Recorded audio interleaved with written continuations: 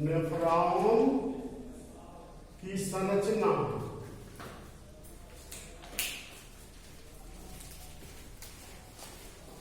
एवं उसके कार्य।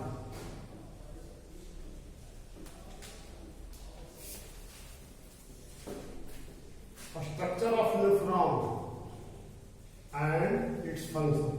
नेफ्रॉन जो है, हम जैसा कि पिछले क्लास में बताए थे कि नेफ्रॉन जो है किडनी का यूनिट है, यानी नेफ्रॉन के मिलने से ही किडनी बनता है।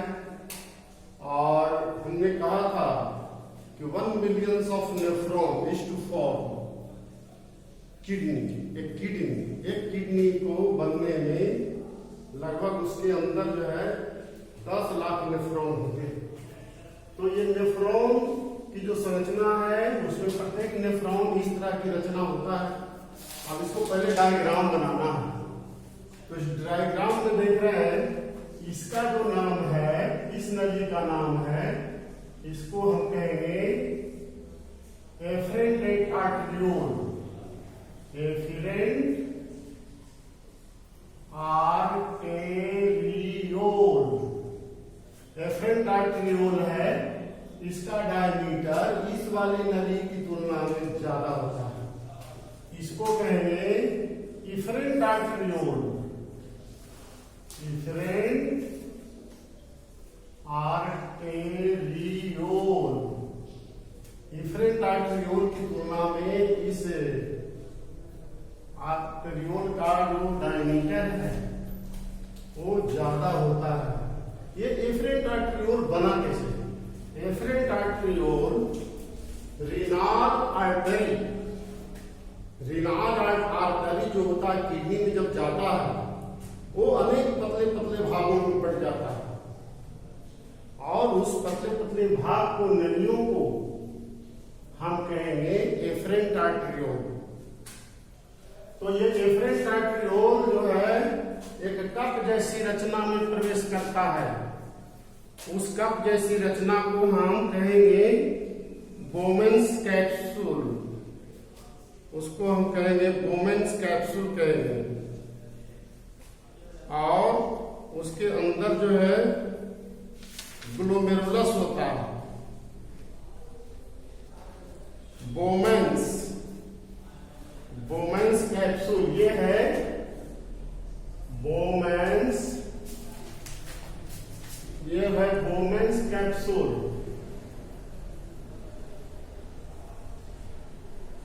ये है बोमेन्स कैप्सूल। तो बोमेन्स कैप्सूल के अंदर ये उलझा हुआ गुच्छेदार जाली जैसी रचना दिखाई दे रहा है। इस रचना को हम कहते हैं ग्लोमेरुलस। ग्लोमेरुलस, इसको हिंदी में कहेंगे कोशिका गुच्छ।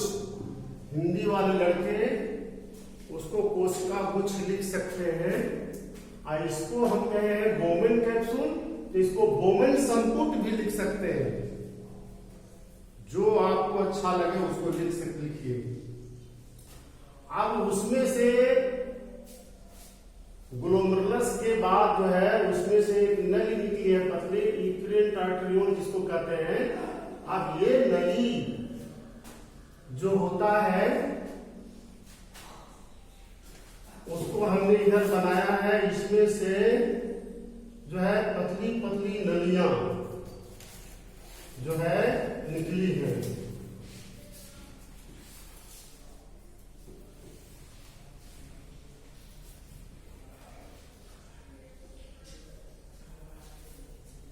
इसमें से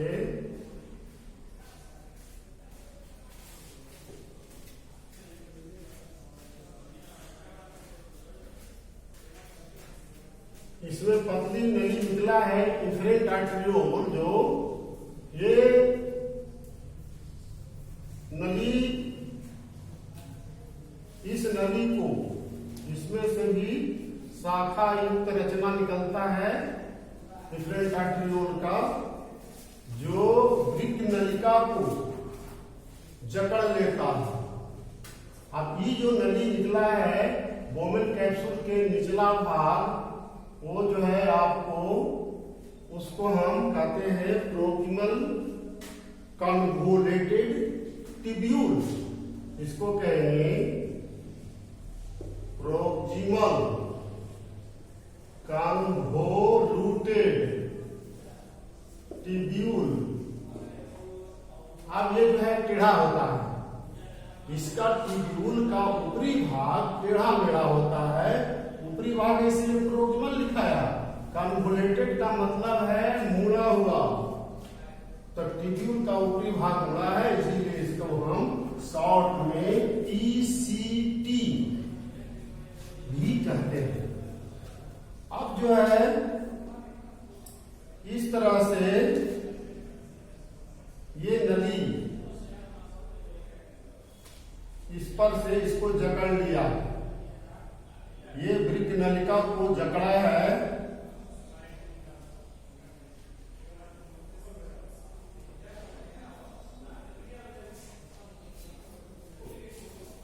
इस वृक्क नलिका को जकड़ लिया है। इस तरह से बनाना है। ये ब्लड वेसल को इसको जो है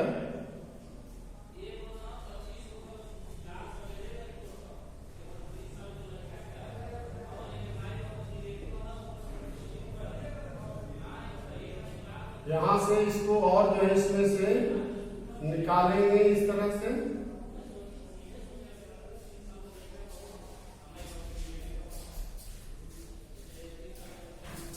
इस तरह से ये जकड़े हुए हैं।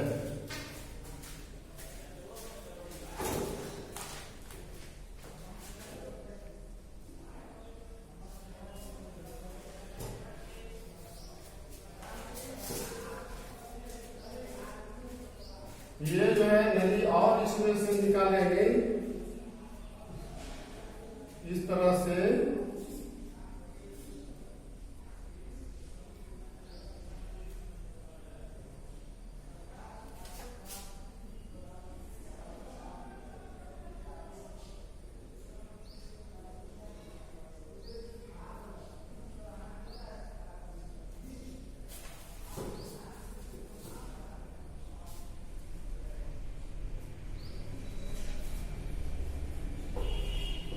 तो हम लोग इस चीज को देख रहे हैं कि इस तरह से नदी जो है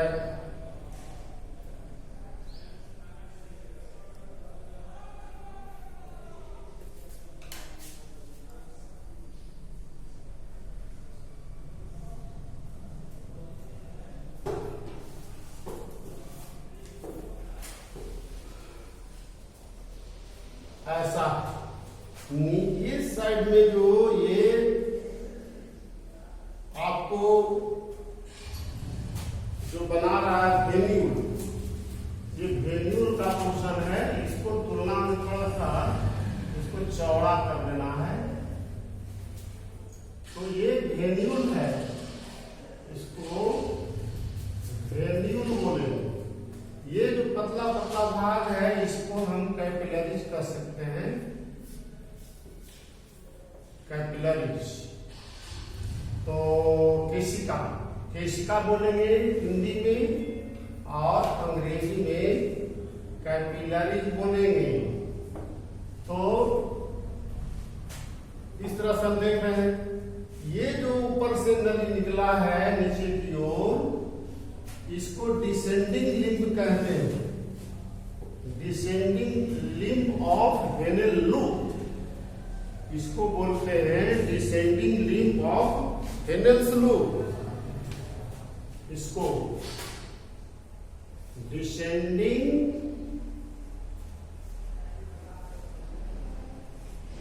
लिम्ब ऑफ हेनेल्स लूप, ये हुआ ऊपर से नीचे की ओर आ रहा है। डिसेंडिंग लिम्ब क्या है? ट्यूब्यूल का पोर्शन जो नीचे की ओर स्ट्रेट हो गया है, नीचे की ओर जा रहा है उसको हम कहेंगे Henle's loop, descending limb of Henle's loop. आप देखिए नीचे से ये जो लूप क्यों कहते हैं, क्योंकि ये यू शेपेड रचना बनाता है। हेनेल्स ने सबसे पहले इसको पता लगाया था। ये नीचे देखिए यू शेपेड होता है, नीचे से फिर ऊपर की ओर मुड़ गया है, तो इसको हम कहेंगे एसेंडिंग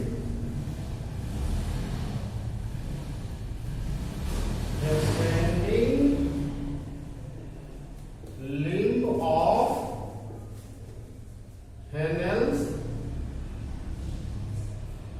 हेनेल्स लूप। तो ये दोनों मिला करके हेनेल्स लूप कहेंगे।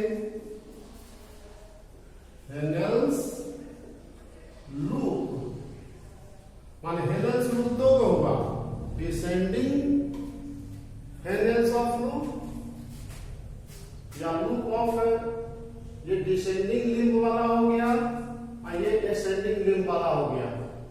ये दोनों को हेनेल्स लूप का ही भाग है। अब जो है इसको हम कहते हैं भाषा इरेक्टा, नीचे वाला जो भाग है इसको, जो सीध में है ब्लड वेसल का, इसको भाषा इरेक्टा बोलते हैं। अब ये जो है ऊपर की ओर जा करके एसेंडिंग लिंब वो भी टेढ़ा मेढ़ा हो गया, तो इस रचना को हम कहते हैं, इस रचना को हम कहेंगे डिस्टल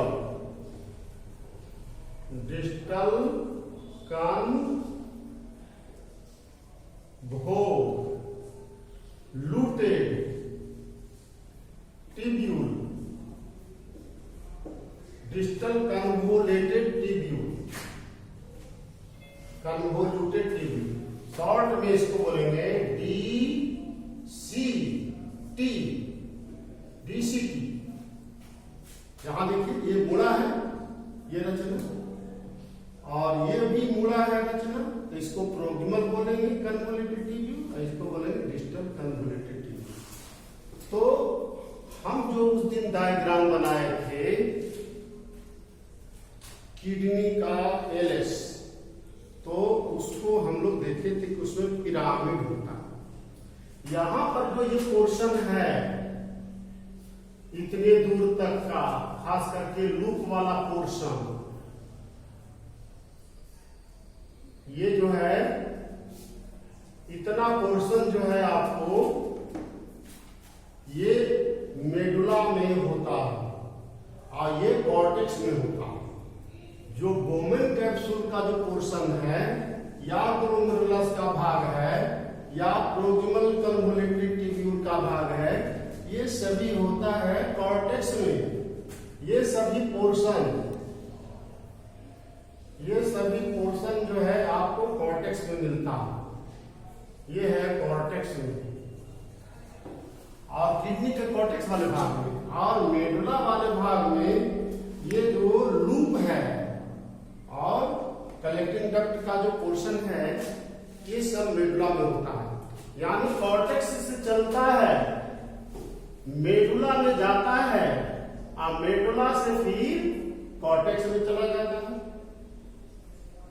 तो ये जो कलेक्टिंग डक्ट का जो पोर्शन है वही सामूहिक रूप से पिरामिड बनाता है, जो पिरामिड के रूप में दिखता है।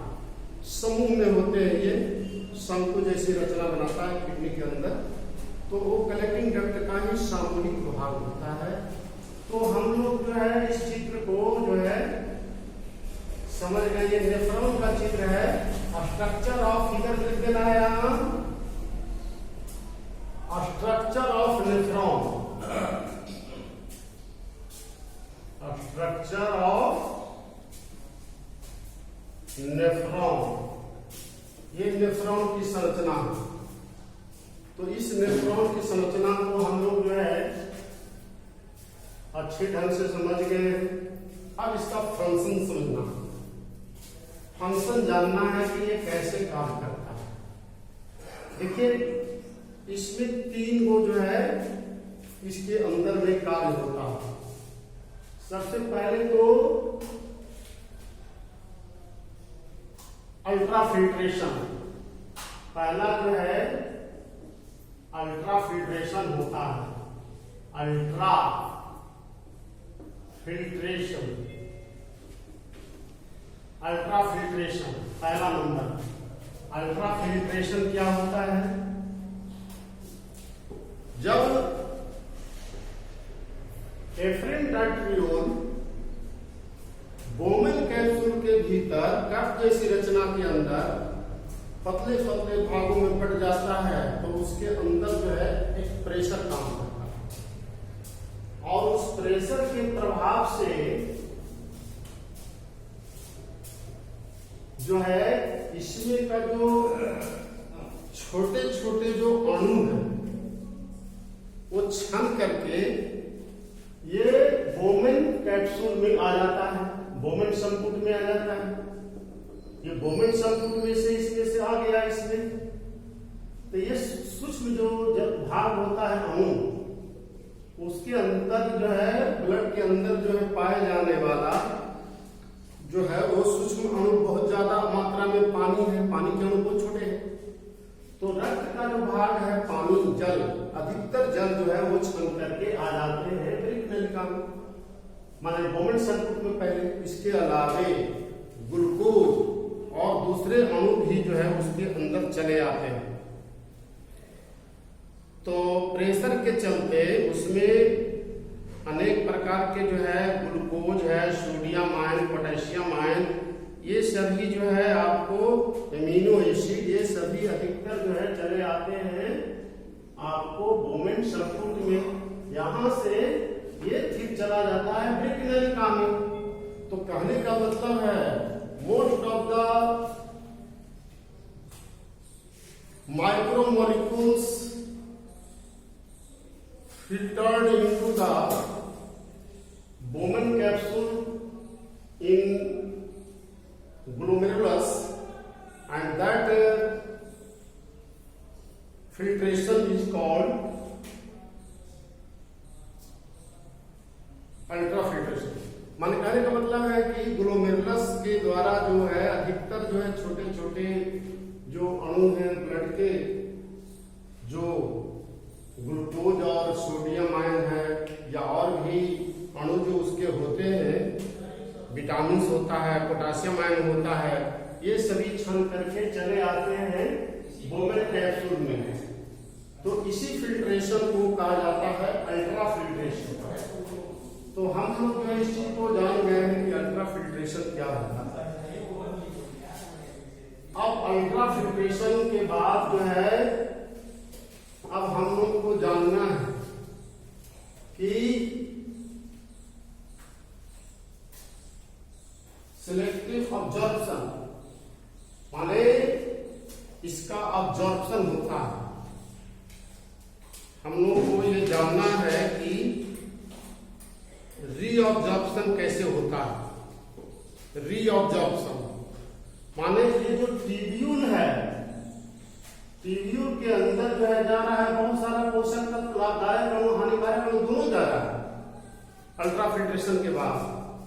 तो दूसरी बात जो हो गया वो ट्यूबुलर रीअब्जॉर्प्शन कहेंगे, यानी रीअब्जॉर्प्शन यानी ट्यूबुलर रीअब्जॉर्प्शन बोलेंगे, ट्यूबुलर रीअब्जॉर्प्शन।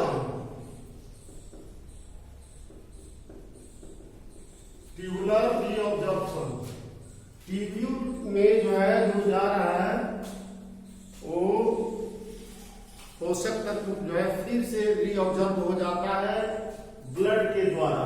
जो ये पतली पतली जो नलियां हैं कैपिलरीज, जो जकड़े हुए हैं ट्यूब्यूल को या लिंब को, असेंडिंग लिंब है, डिसेंडिंग लिंब को, इन सबों को जकड़े हैं, तो उसमें जाने वाला जो अणु है उसको वो खींच ले रहा है, फिर से जो है हमारे ब्लड में चला जाता है ये पोषक तत्व ज्यादातर जल जो जा रहा है या लाभदायक अणु ज्यादातर जा रहे हैं, ग्लूकोज जा रहा, इन सबों को ब्रिक नलिका से फिर जो है कैपिलरीज में जो है फिर से वो ऑब्जर्व हो जाता है। तो इसी को हम कहते हैं ट्यूबुलर रीअब्जॉर्प्शन। तो अधिकतर जो अणु है इसके जो लाभदायक अणु होता है, ग्लूकोज है या हमने कहा कि ज्यादा से ज्यादा जो जल की मात्रा होता है या साल्ट होता है, ये सभी जो जा रहे हैं ब्रिक नलिका में फिर से जो है वो ऑब्जर्व हो जाता है। इसी को हम रीअब्जॉर्ब कहते हैं। अब जो है जानना है ट्यूबुलर सेक्रेशन। तीसरा नंबर है वो है ट्यूबुलर सेक्रेशन। ट्यूबुलर सेक्रेशन क्या? हमारे जो नेफ्रॉन जो होते हैं शरीर के अंदर, नेफ्रॉन में ट्यूब्यूल जो होता है उसके अंदर जो है उसकी दीवार से जो ब्लड में जो है जो जकड़े हुए हैं कैपिलरी, वो ब्रिक नलिका के दीवार से ब्लड में बहने वाले जो कुछ हानिकारक पदार्थ होते हैं, तो वह जो है जैसे मान लीजिए कि अमोनिया है या पोटेशियम आयन है, हाइड्रोजन आयन है, ये सब जो चले आते हैं आपको ब्रिक नलिका में, जो ब्लड में है अभी कुछ, उसके चलते वो विषाक्त हो जाता है, वो चला आता है जो है ये ब्रिक नलिका में आ जाता है। और इसके आने से जो है अधिकतर जो है इसमें चला आता है कलेक्टिंग डक्ट में, अंत में टोटल कन्वर्टेड ट्यूब से होकर के कलेक्टिंग डक्ट में। तो ये कलेक्टिंग डक्ट इस तरह से जो है या कुछ एंटीबायोटिक्स होता है वह भी जो है वो चला आता है इस ट्यूब्यूल में।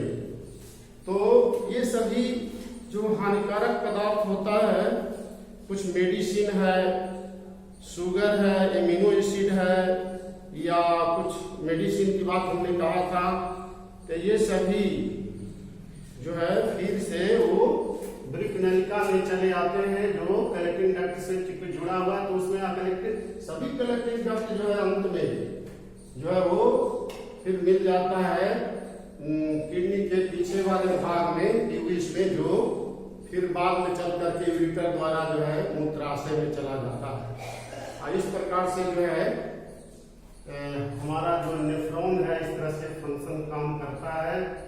और ये फिगर को सिंपली जो है जल्दी बना लीजिए, टाइम बहुत कम है, जल्द से जल्द इस डायग्राम को भी बना लीजिए।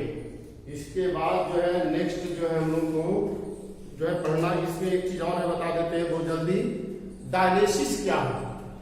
आदमियों के किडनी जब खराब हो जाता है तो किडनी काम करना बंद कर देता है। हम लोगों का जो शरीर के अंदर छोटे छोटे जो उत्सर्जित पदार्थ हैं, किडनी के द्वारा जो है उसको छान करके वो मूत्र वाहिनी में जो है भेज दिया जाता है। बड़े बड़े छान करके बाहर नहीं निकलते। तो इसी प्रक्रिया को हम डायलिसिस करते हैं। हम लोग का किडनी एक प्रकार का नेचुरल डायलिसिस मशीन। जब किसी आदमी का फेलियर हो जाता है दोनों किडनी, उस स्थिति में उस व्यक्ति को जीवित रखने के लिए डायलिसिस मशीन, जो आजकल आर्टिफिशियल डायलिसिस कहते हैं, उसको लगा दिया जाता है। आर्टिफिशियल डायलिसिस में क्या होता है? हाथ के धमनी को जो है एक पतली नली जो सेमी परमिएबल जैसा होता है, उस नली को एक ऐसे थैले में पहुंचा दिया जाता है जिसका कंसंट्रेशन जो है कंसंट्रेशन जो होता है रक्त के बराबर होता है, तो उसमें वो नली को पहुंचा दिया जाता है। यहां से उसके अधिकतर जो उत्सर्जित पदार्थ होता है आयनाइज हो करके चला जाता है उस सेलोफेन पैडी वाले भाग में और उसमें से वो बाहर जो है निकाल दिए जाते हैं। तो इस तरह से जो है मशीन जब तक जो है आदमी को किडनी मिल नहीं जाता है तब तक उसको डायलिसिस पर रखा जाता है। इस तरह से जो है आदमी बच जाता है। तो समय रहते जो है उसको पहुंचाना पड़ता है।